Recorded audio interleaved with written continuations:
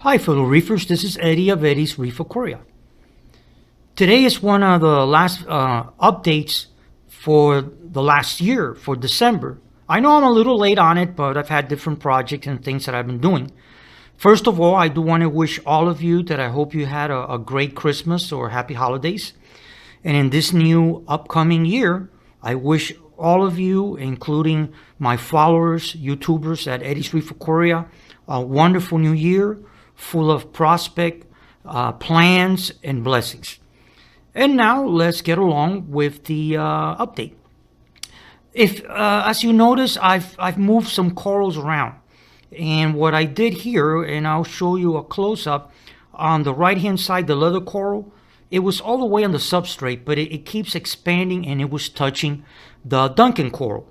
So I had to go ahead and I got one of the rubbles from my the Pucani rocks and I glued it. And so I raised it and now I shouldn't have any problems. So let me go ahead. I'm going to pan to the right first and show you, and then I'm going to do a close-up on the other corals and what's been going on.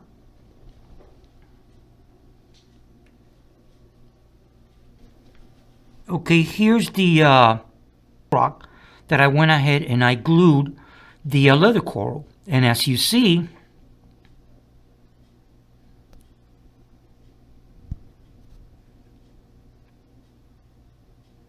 now the leather coral, this side that you see here on the right of it, it'll expand because that part, it won't open so much because of the Duncans. So now that'll be able to open up.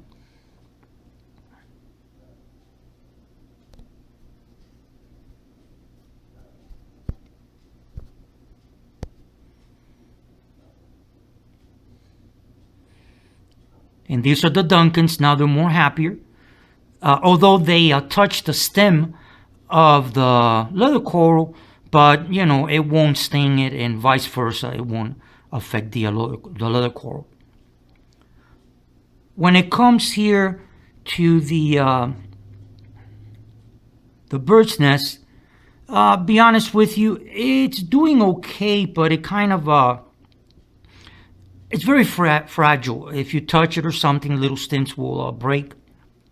Those bubbles that you see is just the filter was throwing some bubbles, and I went ahead and cleaned the filter. There was something wrong with it. Now back here, if you notice, you see the green star polyps. I had taken it off completely because what other reefers say is actually true. When it comes to green star polyps, you should really put them on a separate rock away from your rock work because they do attach and they grow all over. Now, I did take them off, but what happened here is that a little piece was left and they have grown exponentially here towards the red cap. And now let me take it to the other side.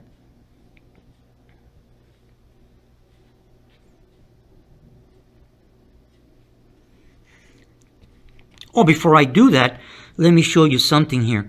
The cinnamon polyps were down here. What I did is I moved them because, as you notice, the red mushrooms have taken over all that area. So I went ahead and I moved the cinnamon polyps back there where you see them. And to be honest with you, they open up more. They're more happier. And the toadstool, definitely, yes, it has two heads on the right-hand side, and it keeps expanding. And if you see, there's one of the feelers, it keeps going up like looking for a food.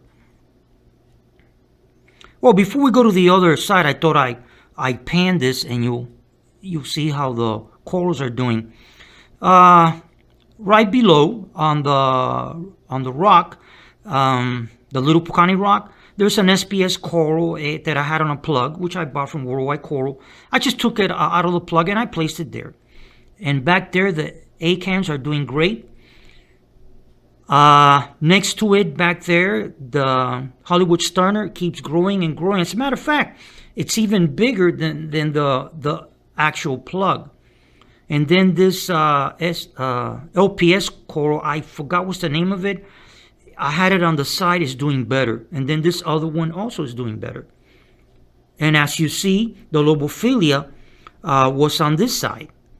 I went ahead and I moved it to this side. Also doing well. Trumpets, well, if you look at my other videos, the trumpets look like a heart shape.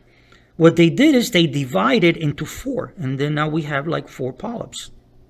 And now let me take you to the pan to the left. Okay, here you have a better shot.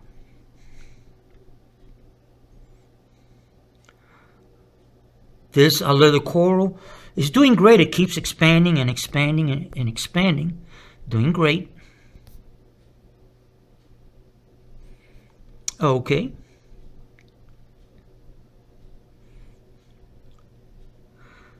Okay, this blue mushroom, believe it or not, it looks like an anemone. It's actually the mushroom. It keeps growing and expanding. They became loose, but it attached to the back.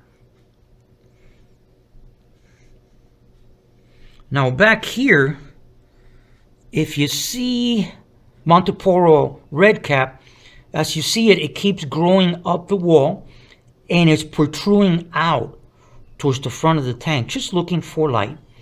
And then right in front of it, that's another species, I believe, of bird nest. There was a little algae on the bottom, and I went at it, I removed it, and it's doing better.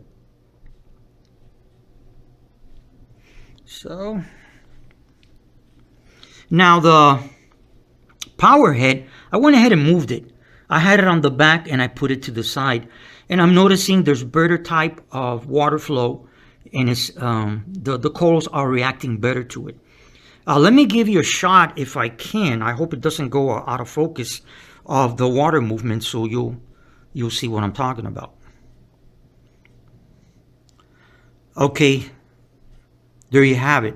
So with this water movement between the power head on the left and then the little Eheim aqua style filter on the right, this amount of top flow of water movement is great because this agitation will give more oxygen to the actual water. So that's a big plus. And there it is.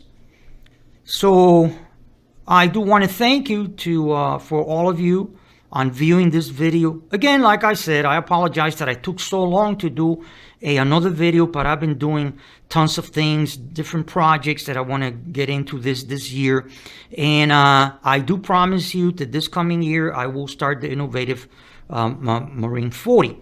I know that there's a lot of followers that are anxious about it and they can't wait until I start it.